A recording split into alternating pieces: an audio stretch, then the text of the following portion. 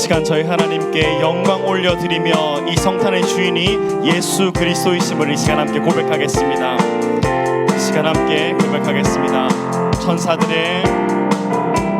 천사들의 노래가 하늘에서 들리니 산과 들이 기뻐서 메아리 쳐 울린다.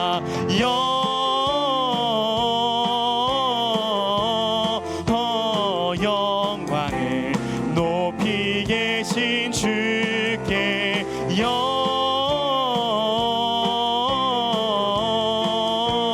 영광을 높이 계신 주님께 한밤중에 목자들 양떼들이 지킬 때 아름다운 노래가 청하게 들린다.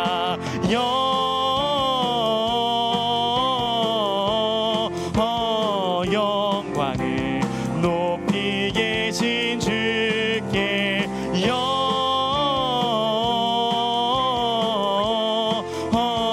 영광을 높이 계신 주님께 베들레헴 달려가 나신 아기 예수께 굴어 경배합시다. 탄생하신 아기께 영광을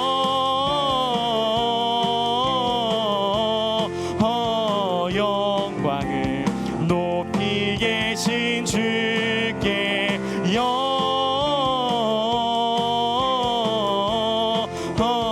영광을 높이 계신 주님께 구유 안에 누이신 어린 아기 예수께 우리들도 다 함께 기쁜 찬송 부르자.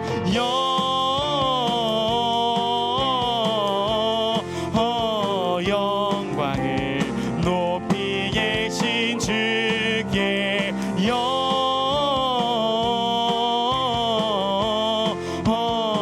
영광을 높이 계신 주님께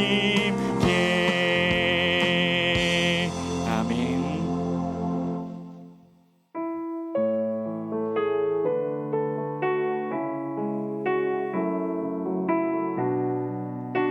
함께 고백하겠습니다. 그 맑고 환한 밤 중에 무천사 내려와 그 손에 빛 받들고서 다 찬송하기를 평강의 왕이 오시니 다 평안하여라. 그 소란하던 세상이 다 고요하도다. 무천사 날개 펴고서 이 땅에 내려와 그때에 부른 노래가 또다시 들리니 이 슬픔 많은 세상에 큰 위로 넘치고 온 세상 기뻐 뛰놀며 다 찬송하도다. 이 괴로움 많은 세상에 짐 지고 가는 자 그 험한 중력 넘느라 온몸이 고나다. 이 죄악 세상 살 동안 새 소망 가지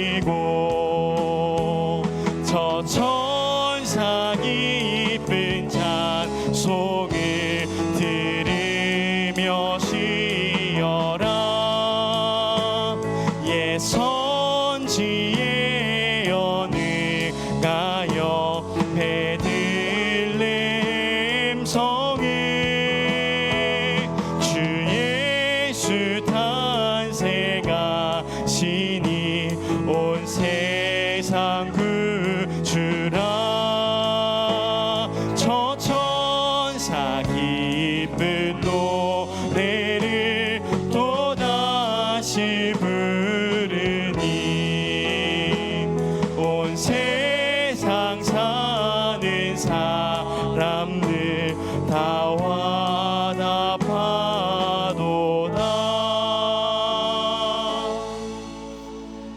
우리 좌우 보시면서 인사하고요, 우리 하나님 앞에 예배 드리기를 원합니다.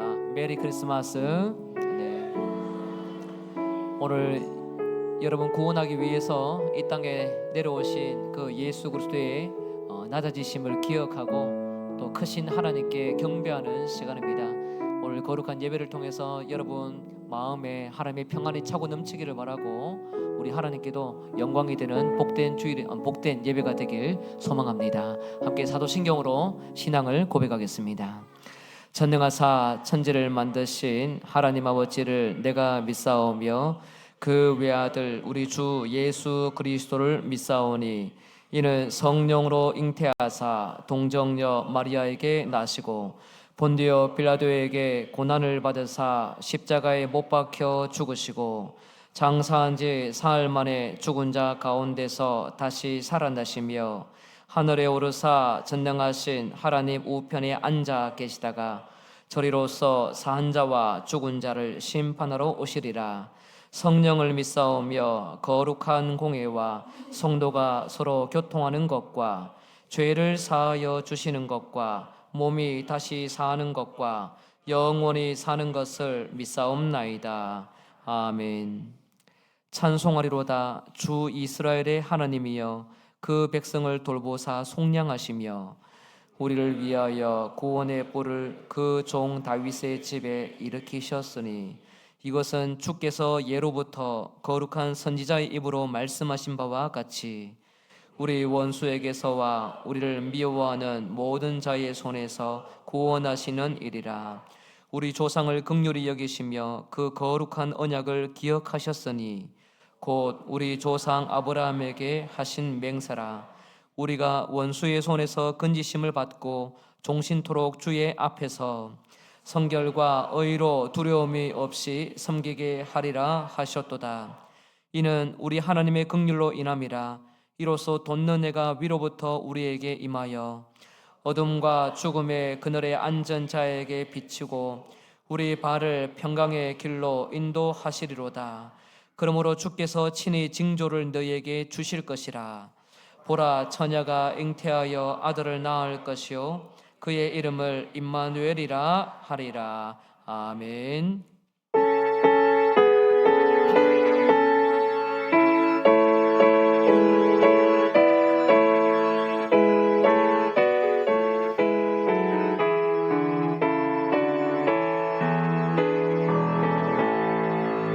참만 가본 성도여 다 이리 와서 베들레헴 성 안에 가봅시다. 저 고유에 놓이신 아바 길을 보고 엎드려 절하세. 엎드려 절하세. 엎드려 절하세. 구주나셨네. 저 천사여 찬송을 높이 불러서 이왕활한 천지에 울리어라.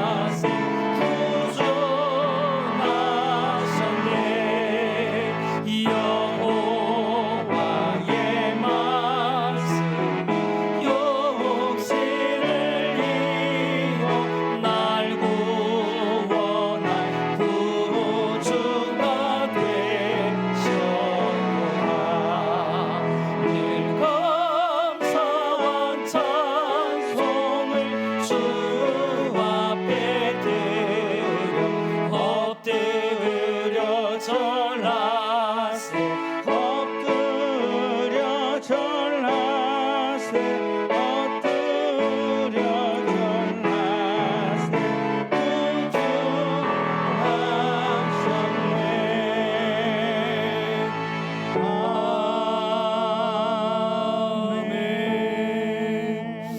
같이 기도드리겠습니다. 보라, 내가 온 백성에게 미칠 큰 기쁨의 소식, 좋은 소식을 너에게 전하노라. 오늘 다윗의 동네에 너희를 위하여 구주가 나셨으니 곧 그리스도 주시니라. 아멘. 사망과 어둠 가운데 놓여 있던 저희를 살리시기 위하여 하늘의 영광을 내려놓고 이 땅에 오신 예수 그리스도의 탄생을 기뻐하며 감사와 찬양을 올려드립니다. 말씀이 육신이 되어 우리 가운데 거하신 주님, 죄의 멍에 아래 묶여 있던 저희에게 참 자유와 생명을 주시기 위하여 이 땅으로 오신 그 사랑을 이 시간 다시 묵상합니다. 이 성탄의 아침, 우리를 찾아오신 임마누엘의 은혜로 우리의 마음이 기쁨과 감사로 충만하게 하옵소서. 기쁘고 복된 성탄절을 맞이하여 하늘에는 영광이에요, 땅에는 평화라 외치던 천사들의 찬송처럼 주님의 자녀들이 이곳에 모여 신령과 진정으로 예배 드리오니 우리의 예배를 기쁘게 받아 주옵소서. 예수님께서 이 땅에 오셔서 친히 보여주신 겸손하고 신생적인 참사랑, 곧 하나님을 사랑하고 이웃을 내 몸같이 사랑하라 하신 주님의 새 계명 앞에 우리의 삶과 마음을 조용히 비추어 봅니다. 사랑보다 말이 앞섰던 순간들, 행함 없는 고백으로 머무렀던 우리의 모습을 회개하오니 주님의 보혈로 씻어 주옵소서. 성탄의 주인 되시는 예수님의 사랑으로 우리의 말과 행실이 다시 세워지게 하옵소서. 하나님 아버지, 평화의 왕으로 오신 예수님을 기억하며 이 시간 전쟁과 기근, 억압과 슬픔 속에 있는 열방의 이웃들을 주님 앞에 올려드립니다.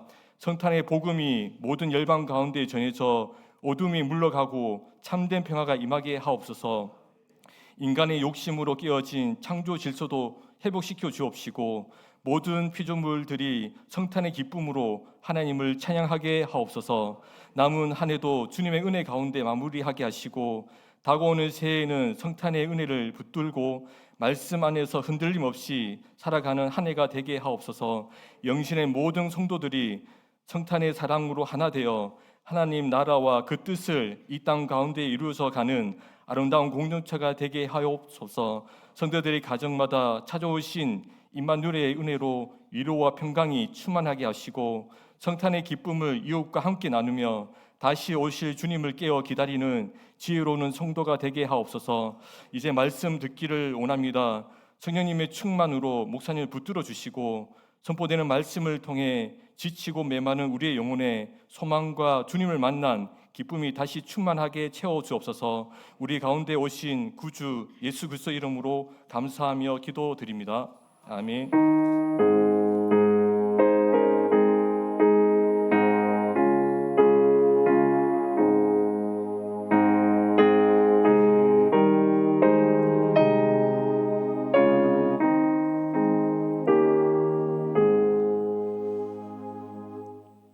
몇 가지 광고 드리겠습니다. 오늘 성탄 감사 예배 오신 여러분들을 주님의 이름으로 환영합니다. 우리 아까 인사 한번 했는데요. 한 번 더 인사하면 좋겠습니다. 메리 크리스마스. 네, 웃으시면서 해야 됩니다. 무표정을 하지 마시고 다시 한 번 더 합니다. 메리 크리스마스. 네, 감사합니다. 오늘 성탄 예배가 끝나면 축도 후에 시상식과 모범교사 회 전달하는 시간을 갖도록 했습니다. 장학 증서가 아니라 모범교사 전달하는 시간이 있습니다. 그리고 우리 시상 끝나고 난 다음에 우리 2025년 그리고 2026년 우리 결산과 예산을 위해서 우리 심우하시는 우리 중직분들 남아서 함께 모임을 갖도록 하겠습니다. 그리고 귀가하실 때는 교회에서 떡을 준비했습니다. 1인 이제 1개씩 꼭 지참하셔서 가져가시고 식사로 대용하시면 되겠습니다. 하나님 말씀은 마태복음 2장 1절에서 10절 말씀입니다. 제가 가진 성경 신약 2면 전후였습니다. 마태복음 2장 1절에서 10절까지 한 절씩 교독하고 마지막 절은 합독하겠습니다. 제가 먼저 읽겠습니다. 헤롯 왕 때에 예수께서 유대 베들레헴에서 나심에 동방으로부터 박사들이 예루살렘에 이르러 말하되 유대인의 왕으로 나신 이가 어디 계시냐? 우리가 동방에서 그의 별을 보고 그에게 경배하러 왔노라 하니 헤롯 왕과 온 예루살렘이 듣고 소동한지라. 왕이 모든 대제사장과 백성의 서기관들을 모아 그리스도가 어디서 나겠느냐 물으니 이르되 유대 베들레헴이오니 이는 선지자로 이렇게 기록된 바 또 유대 땅 베들레헴아 너는 유대 고을 중에서 가장 작지 아니하도다. 내게서 한 다스리는 자가 나와서 내 백성 이스라엘의 목자가 되리라 하였음이니이다. 이에 헤롯이 가만히 박사들을 불러 별이 나타난 때를 자세히 묻고 베들레헴으로 보내며 이르되 가서 아기에 대하여 자세히 알아보고 찾거든 내게 고하여 나도 가서 그에게 경배하게 하라. 박사들이 왕의 말을 듣고 갈새 동방에서 보던 그 별이 문득 앞서 인도하여 가다가 아기 있는 곳 위에 머물러 서 있는지라. 그들이 별을 보고 매우 크게 기뻐하고 기뻐하더라. 아멘. 여러분, 성탄절은 세상 모든 열방을 구원하기 위해 하나님이 땅으로 내려오신 날을 기억하는 시간입니다. 여러분, 예수님 믿으시죠? 그 예수님은 하나님이시고 인간입니다. 그런 가운데서 우리의 연약한 죄를 위해서 구원하고자 하나님의 뜻에 순종하는 마음으로 땅에 오셨었습니다. 그래서 여러분을 위해 섬기고자 3년 동안 공생의 사역을 가시면서 거룩한 하나님의 말씀의 뜻을 이루시고 십자가에 죽으셨다가 부활하신 다음 하늘로 승천하셨습니다. 그분은 이제 다시 오신다고 약속했습니다. 다시 오실 예수님이 있기 때문에 우리는 가볍게 살 수가 없습니다. 긴장하면서 살게 되는 거죠. 여러분, 지금도 긴장하시죠? 예. 예배 시간에 하나님이 여러분에게 어떻게 찾아오실지 긴장하지 않습니까? 네, 저는 긴장 많이 하는데요. 네, 저는 긴장 많이 하는데 여러분도 함께 하나님 앞에서는요 늘 긴장을 해야 됩니다. 그것이 바로 다시 오실 예수님을 기다리는 태도입니다. 여러분, 예수님이 이 땅에 오셨을 때에 누가복음을 보면 모두에게 기쁜 일이기에 온 땅에 축제가 벌어졌습니다. 주일 오후에 잠시 살펴봤지만요, 누가복음에 보면 천사들이 하늘에서 내려와서 이 땅에 있는 목자들에게 소식을 알려줍니다. 사람과 천사의 대화, 400년 동안 침묵했던 그 사이에 특별한 대화들이 이 땅에 일어났습니다. 2명의 남녀 어른은 성전에서 아기 예수님이 오는 것을 보고 찬양하고 기뻐했습니다. 아직까지 기적을 보여주신 예수님도 아닌데 갓난 아기의 그 모습을 보면서 마음에 감동을 받아서 결코 가만히 있을 수가 없었습니다. 뱃속에 있던 한 아기는 아직 태어나지 않은 예수님, 이 마리아의 뱃속에 있던 마리아 아기를 보면서 뱃속에서 뛰기도 했습니다. 이런 일들은요 굉장히 경험하기 어려운 사건이에요. 예수님이 태어났던 시대에는 그와 같이 굉장히 독특한 일들이 많이 벌어졌습니다. 이 독특한 사건, 하늘과 땅이 만나고 뱃속에 있는 아이와 뱃속에 있는 아이가 소통하는 놀라운 사건이 일어난 것이 바로 예수님이 이 땅에 오셨던 사건이었습니다. 누가복음은 이처럼 대단한 사건, 축제, 잔치 같은 이야기들이 많아요. 그런데 여러분, 이것은 누가복음에 일어난 사건이지만 마태복음을 보면 이와 같은 잔치의 기분은 많지 않습니다. 잔치, 축제, 이런 들뜬 기분, 이 마음은 마태복음에서는 찾아보기 어렵습니다. 긴장이 있고 공포가 있고 두려움이 있습니다.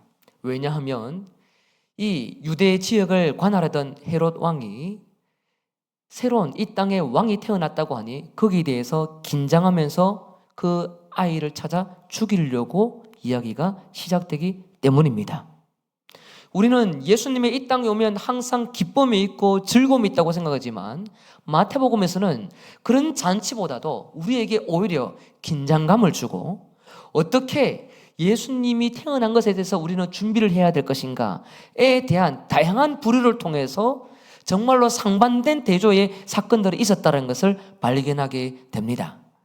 저는 오늘 예수님께서 이 땅에 오실 때에 마태복음 안에 두 부류가 어떻게 다르게 반응을 했는지 여러분과 함께 말씀을 나누면서 우리는 어떻게 다시 오실 예수님을 기다리고 있고 또 이 땅에서 예수님과 어떻게 함께 살고 있는지 우리 신앙을 돌아보는 시간을 갖고자 합니다. 먼저는 동방박사들을 중심으로 여러분과 말씀을 나누겠습니다. 한번 따라해볼까요? 동방박사들. 헤롯 왕 때에 유대 베들레헴에서 예수님이 태어나셨습니다. 그때에 동방에 있던 박사들이 예루살렘에 왔습니다.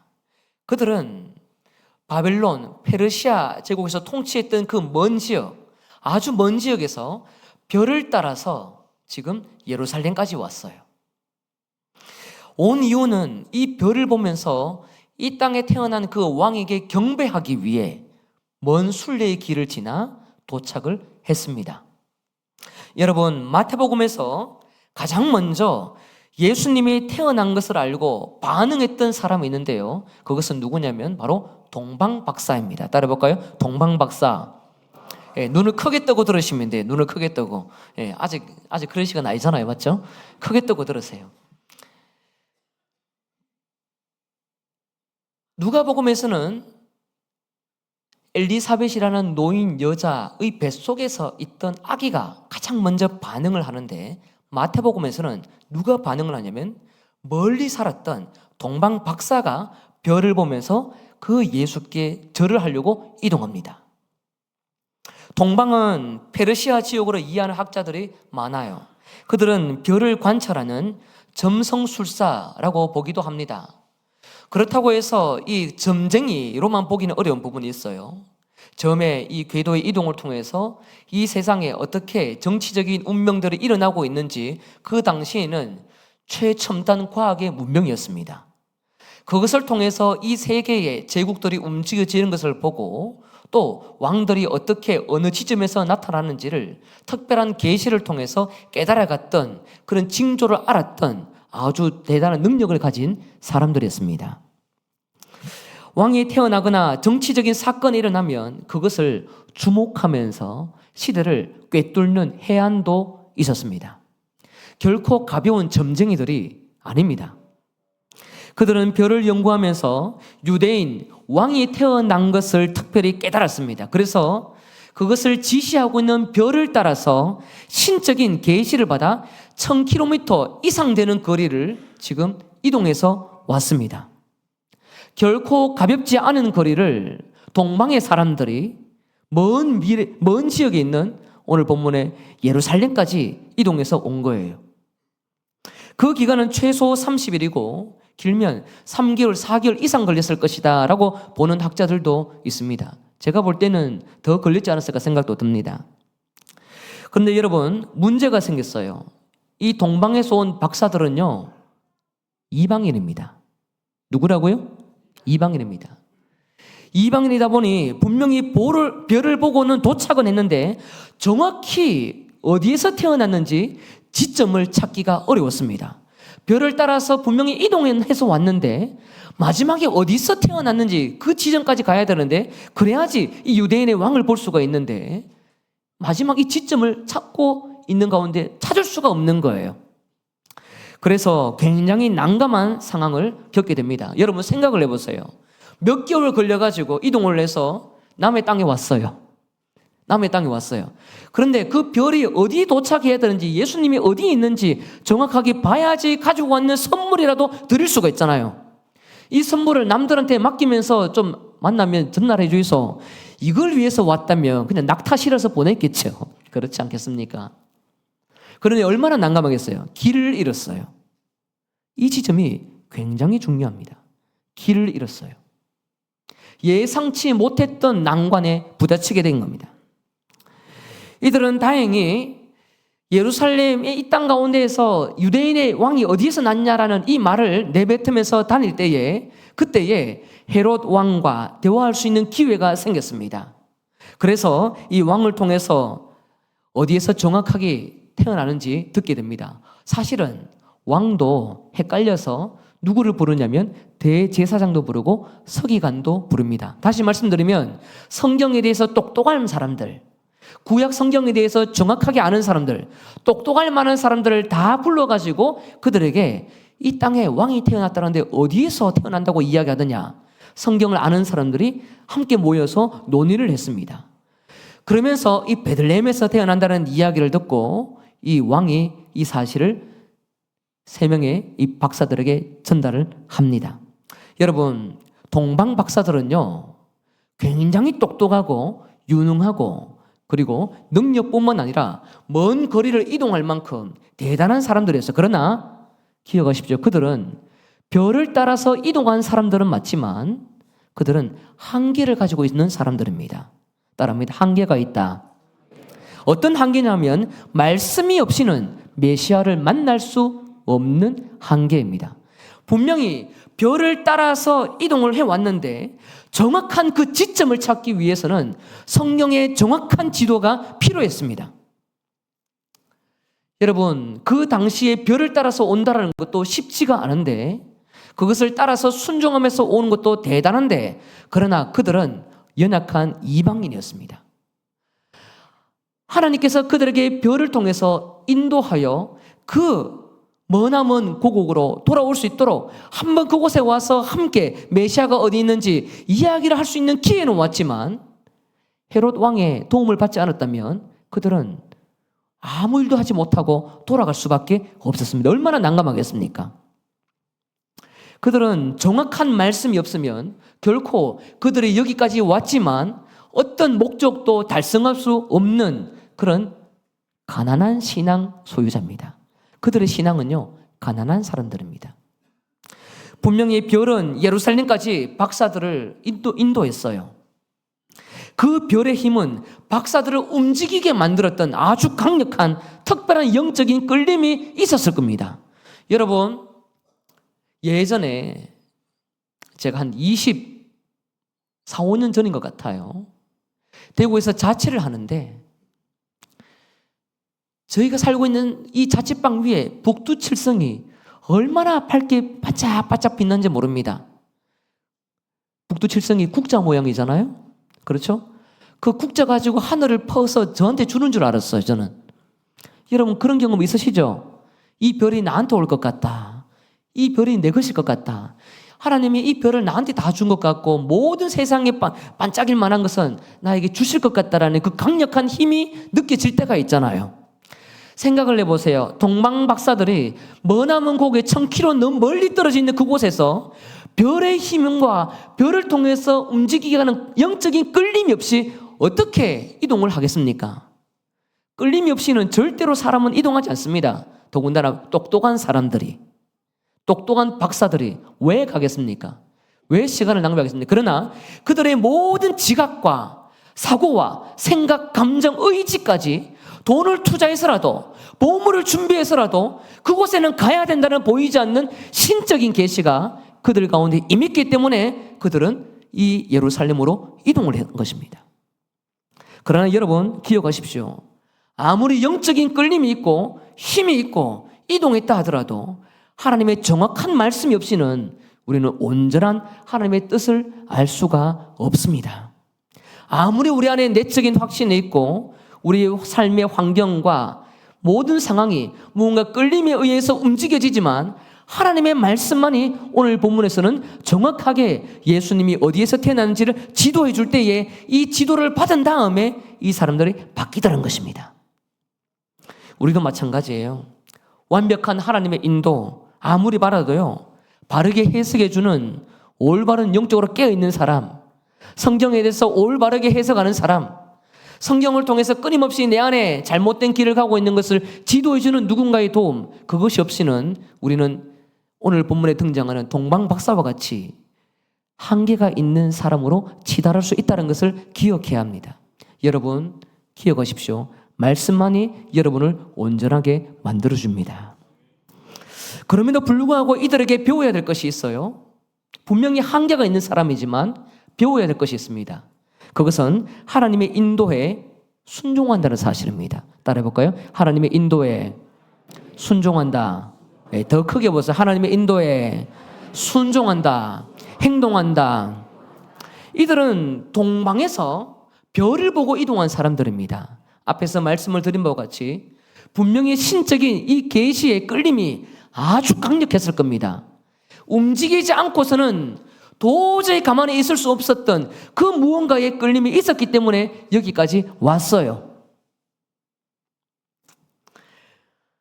누가 가라고 해서 명령해서 이들이 온 것이 아닙니다. 그들이 가지고 있는 삶의 우선순위, 목표, 목적 왜 없겠습니까? 그러나 그 모든 것을 우선순위를 뒤로 밀고 남의 나라에 왕이 태어났다는 것을 바라보면서 이동하는 것. 하나님께서 그들에게 별을 보내어서 이 일반론 총과 자연 계시를 통해서 하나님이 일해 오셨던 그 흔적에 믿고 순종했기 때문에 이들은 그래도 이 예수님의 태어난 그 근처의 부근까지 오게 된 것입니다. 이들은요, 순종한 사람들이에요. 이것이 다가 아닙니다. 오늘 본문의 마지막에 보면 예수님이 정확하게 어디에서 태어났는지는 이들은 알지 못했어요. 그러나 헤롯 왕과 대화를 하면서 정확한 장소를 듣게 되죠. 듣고 난 다음에 어떻게 반응을 하느냐 하면 이렇게 성경에 기록되어 있습니다. 2장 9절 같이 한번 읽을까요? 시작. 박사들이 왕의 말을 듣고 갈새 동방에서 보던 그 별이 문득 앞서 인도하여 가다가 아기 있는 곳 위에 머물러 서 있는지라. 아멘. 박사들이 누구의 말을 들었다고요? 왕의 말을 듣고 어떻게 했다고요? 갈새. 들은 다음에 가만히 있습니까? 이동합니까? 이동합니다. 이들의 최종 목적이 어디냐면 유대인의 왕이 태어난 그곳에 가는 것입니다. 가는 것에 있어서 이 사람들이 정확한 지점을 모르다 보니 왕의 도움을 받아야 되는데 그걸 듣고 난 다음에도 어떤 의심의 여지를 갖지 않고 곧바로 순종합니다. 반응하고 행동합니다. 이 지점이 굉장히 중요해요. 요즘 시대 같으면 왕의 말을 듣고 여러분 같으면 움직이겠습니까? 오늘 본문의 전체적인 흐름을 잘 보시면요, 여러분, 이들은 동방에서 오고 난 다음에 예루살렘에서 유대인의 왕이 어디에서 났냐라고 말을 했을 때에 그 도시가 시끄러웠어요. 소동했다고 기록되어 있죠. 맞습니까? 소동했습니다. 소동했을 때는 왕뿐만 아니라 백성들 모두가 함께 무슨 이야기고 뭐고 이거 도대체 이런 어떤 놀라운 사건이 펼쳐진 겁니다. 중요한 것은 이런 소동이 일어났을 때에 왕 같으면 사실대로 이야기해 줄 수도 있지만 거짓을 말하고 이들을 조금 잘못된 모양으로 조정도 할 수 있습니다. 헤롯 왕은 충분히 그런 일을 하고도 남을 사람이거든요. 악랄한 사람입니다. 그러나 이 헤롯 왕이 정확하게 정보를 알려주었을 때 이들은 의심하지 않고요, 행동합니다. 이들은 두 가지를 듣고 순종을 하는데 처음에는 일반 계시 자연 은총을 통해서 하나님이 이들에게 별을 보여주었을 때에 별이라는 것을 보고 지금까지 따라오는 순종을 했고, 두 번째는 헤롯 왕을 통해서 말씀이 어디에 예수님이 태어난다는 것을 전했을 때 그 말씀에 대해서 듣고 순종했던 사람들이 오늘 본문에 등장하는 바로 이 동방 박사들입니다. 소동이 했기 때문에 우리가 잘못 왔나, 별의 인도를 잘못 받은 건 아닌가, 이런 의심이 들 수도 있고 의구심이 들 수도 있습니다만, 그러나 그들은 순수하게 말씀을 듣고 반응합니다. 이들의 옷 맵시도 분명히 색깔이 달랐을 겁니다. 복장 스타일도 다르고. 그러나 충분히 모두가 주변에서 보면서 이상하게 쳐다보고 이상하게 이야기하고 모두가 의심의 눈초리를 살 때에 이들은 오히려 좀 조심스럽게 행동할 필요가 있지만 그러나 그 말씀을 듣고 온전히 순종합니다. 그래서 이들의 삶은요, 어떻게 보면 분명히 한계가 있었던 사람들이지만, 하나님의 정확한 말씀을 잘 알지 못하는 연약함이 있는 사람들이지만 행동과 순종을 통해서 말씀을 듣고 순종함으로 자신의 온전함을 펼쳐냈던 마태복음에서 드러내는 작은 말씀에도 순종하는 특별한 사람으로 부각될 수 있는 것입니다. 연약한 별의 인도, 완벽한 말씀에도 올바로 순종하는 사람, 그 사람이 바로 이방인으로 있던 박사들이에요. 여러분, 이 땅에 우리가 예수님을 믿고 살면서 때로는 우리 안에 있는 내적인 확신과 말씀에 또 지도를 받으면서도 우리는 순종하기 참 어려울 때가 많아요. 별의 인도를 더 크게 여길 때가 있고 들었던 말씀에 대해서는 오히려 가볍게 여길 수 있습니다. 비유를 똑같이 100대 100으로 하나님의 말씀의 권위를 귀하게 여겨야 되는데 그러지 못할 때가 있어요. 그러나 오늘 본문을 여러분 잘 보세요. 박사들은요, 신앙이 깊은 것도 아니었습니다. 별 보고 지금까지 따라왔을 뿐이에요. 그러나 도착했을 때에 그 마지막 지점이 어딘지 물었을 때에 듣고 반응하는 순종, 우리가 믿고 따라가야 될 온전한 실천적인 행동 모습입니다. 우리는 하나님의 인도 앞에서 자주 계산을 할 때가 많습니다. 조금 더 확실해지면, 상황이 정리되면, 내가 조금 더 모든 환경이 풀리면 하나님의 말씀에 대해서 내가 순종하겠다라는 우선순위를 먼저 나의 일에 초점을 맞출 때가 많죠. 그러나 여러분, 오늘 본문의 동방 박사들이 유대인이 아니었거든요. 이들은 유대인이 아니었습니다. 이들에게 우선순위는 자기 일이 있어요. 그러나 그 어떤 것보다도 하나님께서 말씀하실 때에 별을 따라서도 이동을 하고 또 마지막에 베들레헴에서 태어났다는 그 사실을 들었을 때에는 그 작은 말씀에도 순종하는 그 믿음이야말로 이들이 굉장히 가치 있는 하나님의 백성이다라는 것을 우리에게 가르치고 있는 것입니다. 그러므로 여러분, 마태복음에서 가르치는 순종, 가장 먼저 이 예수님의 말씀을 듣고 또 하나님의 말씀을 듣고 따르는 것이야말로 우리가 먼저 감당해야 될 그 신앙의 영역이라는 것을 여러분에게 성경이 지도할 때에 늘 그 말씀 앞에 반드시 따라가는 거룩한 순종의 백성 되시길 주 이름으로 축복합니다. 순종이 바로 오늘 본문의 굉장히 중요한 키포인트입니다. 자, 두 번째입니다. 헤롯 대왕과 서기관에 대해서 살펴보겠습니다. 동방 박사들이 예루살렘에 도착해서 유대인의 왕이 어디에 났냐고 주변 사람들에게 물었습니다. 그 이야기가 왕의 귀에까지 들어갔습니다. 사람들이 얼마나 소동했으면 왕의 귀에까지 들어가겠습니까? 동네가 난리 난 거예요. 그랬을 때에 이 헤롯 왕이 듣게 됩니다. 헤롯 왕은 로마의 승인을 받아서 유대 지역을 관할하는 왕입니다. 왕이지만 온전한 왕이라고 말하기 어려운 지점도 많습니다. 헤롯은 박사들이 유대인의 왕이 태어났다는 이야기를 듣고 굉장히 예민해집니다. 민감하게 듣습니다. 자기가 왕인데 어디서 갑자기 왕이 나타났냐고 이런 이야기를 하니 굉장히 황당하겠죠. 그래서 유대인의 왕으로 나신 이가 어디 계시냐라는 이 질문과 대화 속에 곰곰이 종교 지도자들을 다 불러서 함께 연구를 합니다. 여러분, 이 박사들의 질문은 정치적인 도전과 같습니다. 왜냐하면 내가 왕인데, 내가 여기 있는데 다른 왕이 있다고 말하니 얼마나 황당하겠습니까? 그 왕을 없애야지 헤롯 왕도 존재할 수가 있는 거예요. 그래서 헤롯 왕은 곧바로 일단 이 동방 박사들의 질문에 자기도 공민을 하면서 지도자를 다 불러가지고 연구했던 모든 과거의 흔적들을 다 가져와서 이야기를 합니다. 그래서 그리스도가 어디서 나겠느냐, 예수님이 어디서 나겠느냐, 구원자가 어느 땅에서 나타나느냐, 태어나느냐라고 이렇게 질문을 할 때에 이렇게 대답을 합니다. 2장 5절에서 6절입니다. 같이 한번 읽어볼까요? 시작. 이르되 유대 베들레헴이오니 이는 선지자로 이렇게 기록된 바 또 유대 땅 베들레헴아 너는 유대 고을 중에서 가장 작지 아니하도다. 내게서 한 다스리는 자가 나와서 내 백성 이스라엘의 목자가 되리라 하였음이니이다. 아멘. 종교 지도자들은요 정확하게 알았습니다. 베들레헴에서 구원자 메시아가 태어난다. 아주 초라한 그 동네이지만 거기서 구원자가 올 것을 성경이 예언했던 것을 곧바로 펴서 알려줍니다. 이들은 성경만 연구했던 사람들이기 때문에 쉽게 찾았을 겁니다. 베들레헴, 그곳이 동방 박사들이 가야 될 지점입니다. 거기에 유대인의 왕이 태어났습니다. 헤롯 왕은 자신의 지식을 부족하지만 지식이 부족하지만 최측근으로 함께 있던 대제사장과 서기관과 함께 의논하면서 곧바로 회의할 수 있는 아주 능동적인 모습을 보였습니다. 여러분, 성경에 대해서 궁금함이 생기면 바로 푸나요? 아니면 대충 넘기나요? 대충 넘기세요? 고민하죠? 예, 고민해야 됩니다. 헤롯 왕도요, 이 정도의 능동성은 있었어요.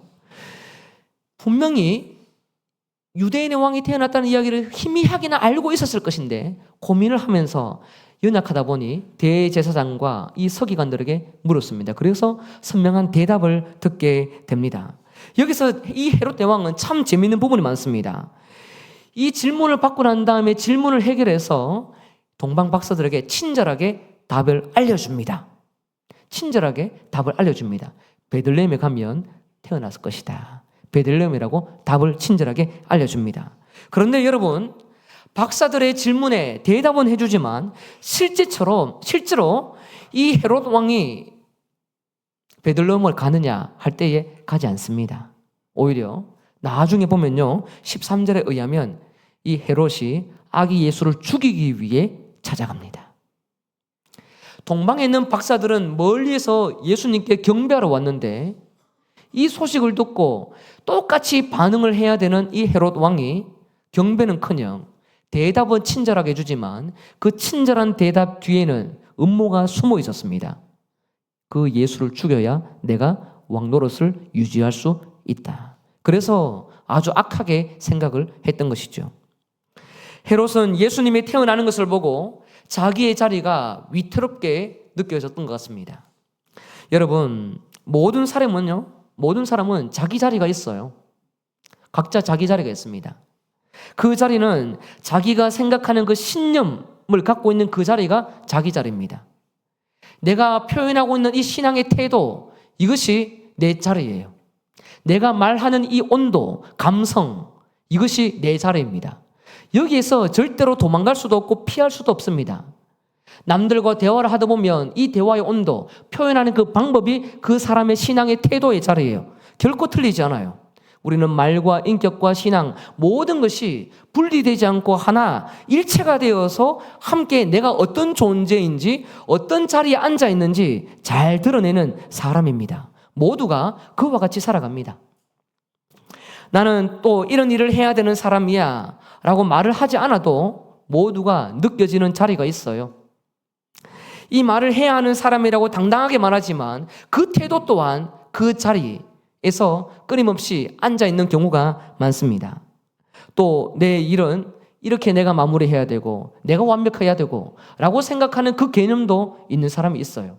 모두가 각자 자기가 추종하는 자리가 다 있습니다. 자기의 자리가 흔들리면 자기의 생명이 빼앗기는 것처럼 모든 것이 무너질 때가 있어요. 모든 것이 무너질 때가 있습니다.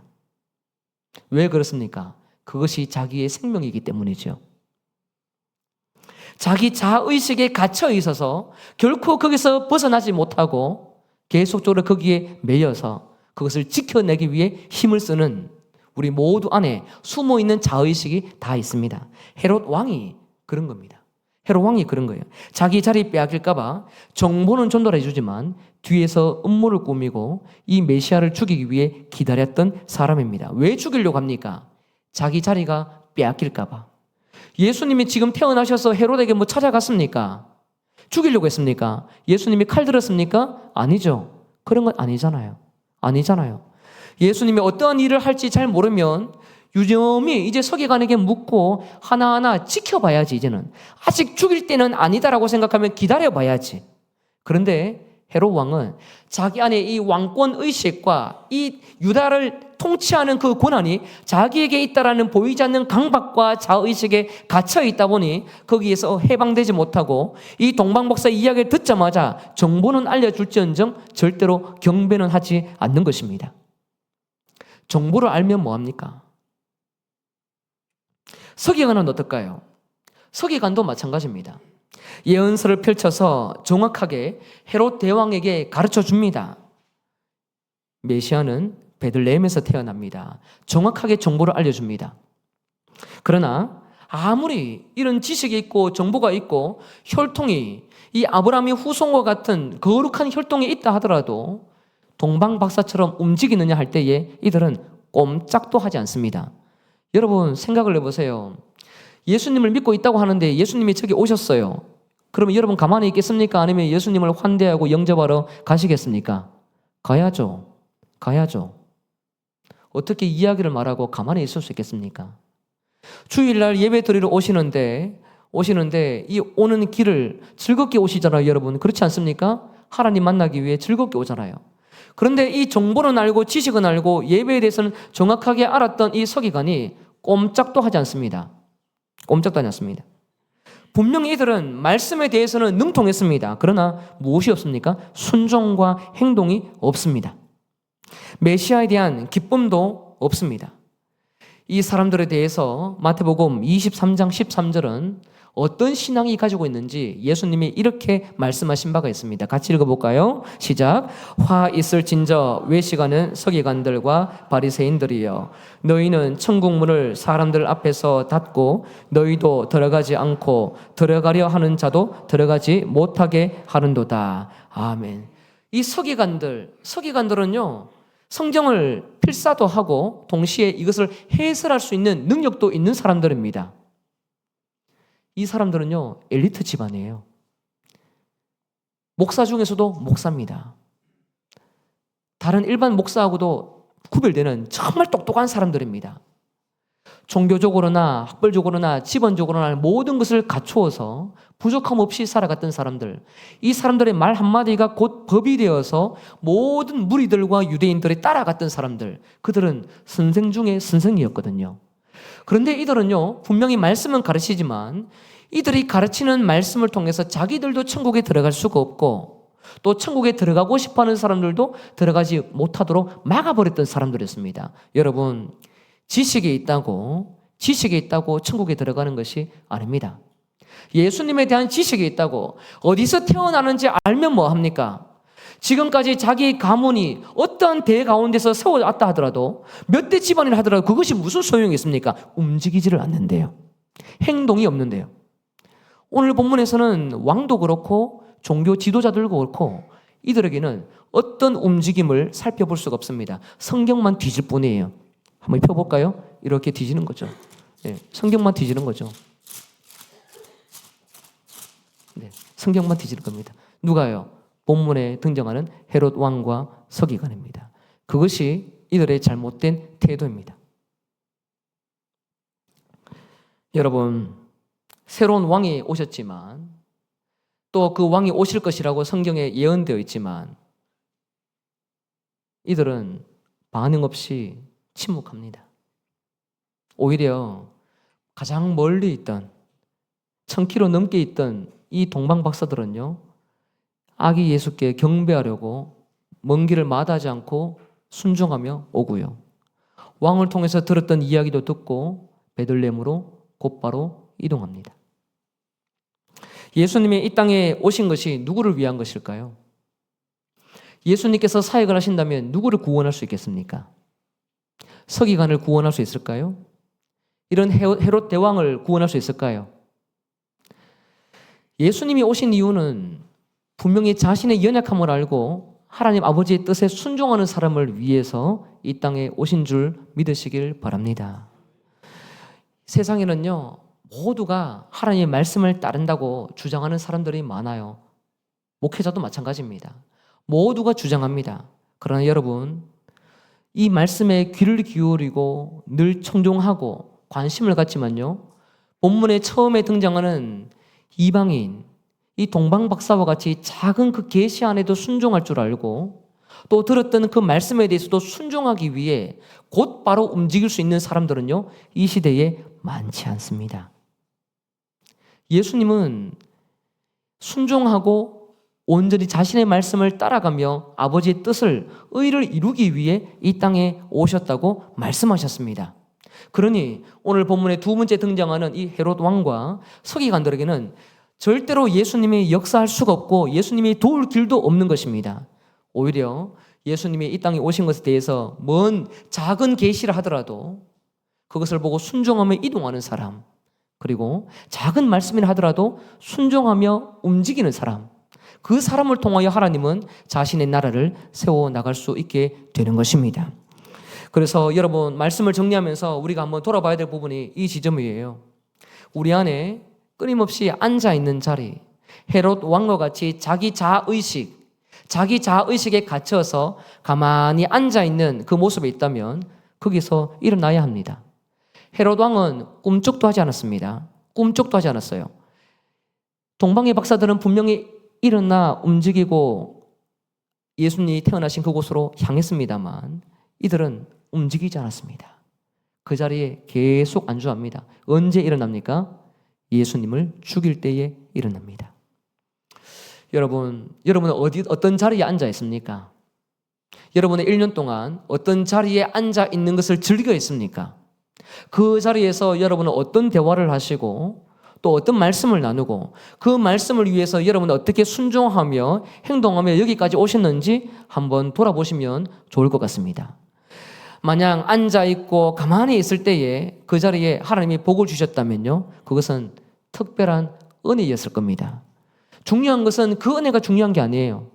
아버지께서 원하시는 것은 예수님을 통해서 진정한 구원, 그 모든 것을 함께 누리면서 거룩한 아버지의 뜻을 이루기 위해 순종하며 행동하는 사람, 다시 말씀드리면 자기 자리에서 일어나는 사람을 원하고 계십니다. 왜 그렇습니까? 예수님이 왕이기 때문이십니다.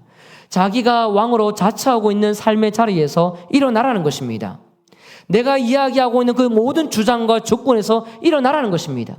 내가 지금까지 쌓아왔던 권력과 부와 명예가 있다 하더라도, 어떤 신앙관이 강하다 하더라도 거기에서 일어나라고 요구하는 것이 예수님이 우리에게 찾아오시는 목적입니다. 이 일에 순종할 때에 우리는 동방박사처럼 예수님을 직접 대면하며 우리가 마땅히 드리는 예물과 경배를 예수께서 받으시는 줄 믿습니다. 여러분, 자리에서 일어나십시오. 자리에 절대로 앉아있지 마십시오. 자리에서 일어나셔야 됩니다. 올바르게 일어나셔야 됩니다. 여러분 자리가 여러분을 구원해내는 게 절대 아닙니다. 동방박사처럼 이동하시고 예수께 나아가고 아버지께 나아가서 작은 그 말씀이 여러분의 것이 되어서 하나님의 뜻을 이루는 거룩한 주의 백성 되시길 주의 이름으로 간절히 축복합니다. 우리 좌우 보시면서 인사하고 함께 찬양하며 봉헌하겠습니다. 내 자리에 함께 일어납시다. 무조건 일어나야 합니다. 네, 함께 우리 찬양하며 봉헌하겠습니다.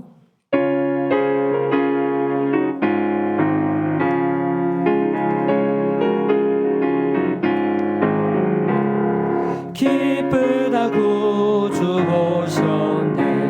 만 백성 맞으라. 온 교회여 다 일어나봐. 다 찬양하여라. 다 찬양하여라. 다 찬양하여라. 구세주 탄생했으니 다 찬양하여라. 이 세상에 만물을 들어봐. 다 화답하여라. 다 화답하여라.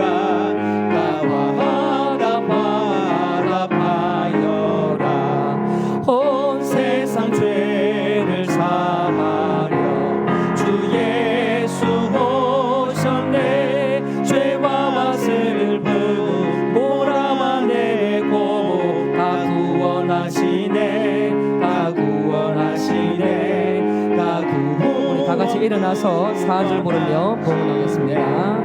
은혜와 진리 되신 주 나 주관하시니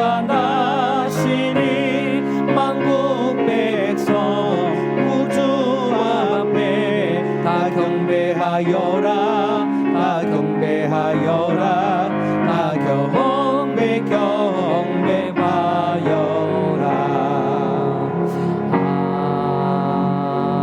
아멘. 하나님, 이 땅에 왕을 보내어 주시고 왕의 말씀을 따라 살아갈 수 있도록 인도하심에 감사합니다. 예수님이 이 땅의 진정한 왕이시지만 우리는 헤롯 대왕과 같이 서기관과 같이 성경을 글적이지만 왕의 말씀에 순종하며 따라가는 행동과 순종이 부족할 때가 많았습니다. 우리를 불쌍히 여기시고 성경을 찾는 자가 아니라 행동하는 자가 되게 하옵소서. 이방인도 먼 거리에서 수개월을 지나 알지 못했던 유대의 왕을 찾아 이동을 했는데 가장 가까이에 있는 우리가 하나님의 말씀을 홀대하였다면 불쌍히 여기시고 다시 더 나은 순종으로 하나님께 영광 올리는 거룩한 삶이 되도록 도와주시옵소서. 이 땅에 예수님께서 오신 목적이 우리를 구원하기 위함입니다. 내 스스로 구원을 만들어내고 나의 신앙관으로 만들어내고 내 자리에 날마다 머물기를 희망했던 우리의 악습관을 용서하여 주시고 다시 구주 예수 그리스도를 나의 왕으로 모시고 그분의 뜻대로 살아갈 수 있도록 도와주시옵소서. 예수님을 영접하면 결코 떠나지 않는다고 약속하셨지만 우리가 혹여라도 영접을 해두고 멀리 떠나 살아갔던 죄악이 있다면 용서해 주시옵소서. 다시 예수와 함께 동행하며 예수의 길을 걸어가며 예수의 뜻을 성취하는 하나님의 백성 되게 하옵소서. 우리에게 깊은 신앙을 주시고 이 땅에 왕권이 하나님에게 있음을 가르쳐 주신 그 하나님께 감사하며 물질로 영광을 드립니다. 하나님께 받은 구원의 값이 사람의 수치로 매겨질 수 없는 부분이지만 우리가 최선을 다하여 중심을 다하여 마음을 다하여 드리는 이 예물을 받아주시고 하나님이 거룩하게 기뻐하는 흠량스러운 예물이 되도록 도와주시옵소서. 이 땅에 살면서도 물질과 명예와 권력과 자녀와 노후와 미래와 직장과 취업과 관계 그 어떤 것을 통하여 왕의 자리를 채우지 않게 하시고 철저히 하나님을 우리의 아버지로 모시고 영원토록 아버지와 살게 하옵소서. 구주 그리스도의 은총을 온 세상 열방이 구석구석 알 수 있도록 우리를 깨워서 일하기를 원하시는 하나님의 뜻이 있습니다. 오늘 마냥 우리의 기쁨과 마냥 예배가 되지 않게 하시고 마땅히 전해야 될 대상에게 찾아가 하나님의 높은 사랑을 전하는 복된 하루가 되게 하옵소서. 궁전에 머무르고 교회에 머무르고 하나님의 나라에 머물러 성경을 찾는 자가 아닌 예수께로 향하고 그 기쁨을 나누기 위해 움직이는 온 세상을 소동시키는 하나님의 백성 되게 하여 주시옵소서. 하나님, 영신의 식구들 흩어져서 예배를 드리면 많습니다. 어느 곳에 있든지 경배를 받아주시고 그곳에 아버지께서 임재하시며 영광을 받아 주시옵소서. 오늘 온종일 성탄의 기쁨을 누리되 마음껏 전하며 함께 찬양하며 즐거워할 수 있는 안식이 되도록 우리 가운데 찾아와 주시옵소서. 존귀하신 예수 그리스도의 이름으로 기도드립니다. 아멘. 이제는 우리 주 예수 그리스도의 은혜와 하나님 아버지의 사랑과 성령의 교통하심이 작은 말씀 하나하나에도 예수의 말씀 앞에 순종하며 이 땅에 오신 예수의 왕권을 인정하며 살겠습니다. 다짐하는 주의 백성들 머리 위에 지금으로부터 영원까지 함께 있을지어다. 아멘.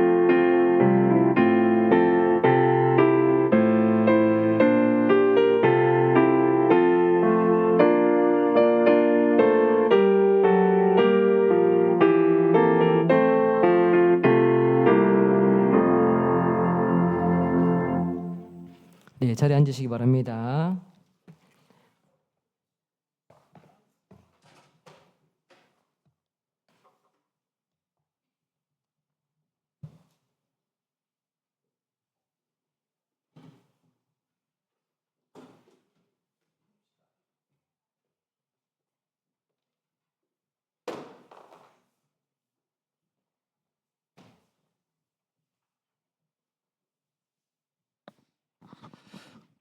네, 지금 이 시간에는 하반기 시상 및 노예 모범 교사패 전달식을 거행하도록 하겠습니다.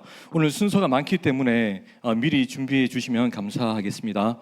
먼저 노예 모범 교사패 증직식을 이어서 1:1 제자 양육 수료식, 생명사역자